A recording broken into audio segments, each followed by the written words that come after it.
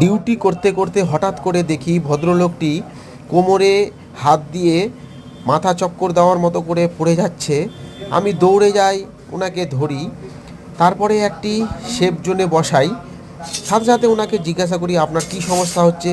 বলছে স্যার কোমরে প্রচণ্ড টান লাগছে আর মাথাটা চক্কর দিচ্ছে।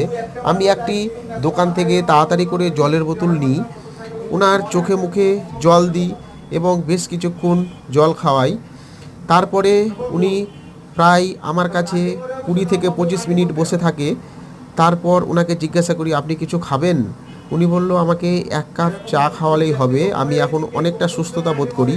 পরে জানতে পারি উনি বাগুইআটি থেকে এসেছে। ওনার ফ্যামিলির সাথে ফোনে কথা বললাম। উনি উঠে বলল স্যার আপনি যা আমার জন্য করেছে, আপনি আমার ভগবান, অনেক ধন্যবাদ আপনাকে, খুব ভালো থাকবেন, সব সময় এইভাবে মানুষের পাশে থাকবেন।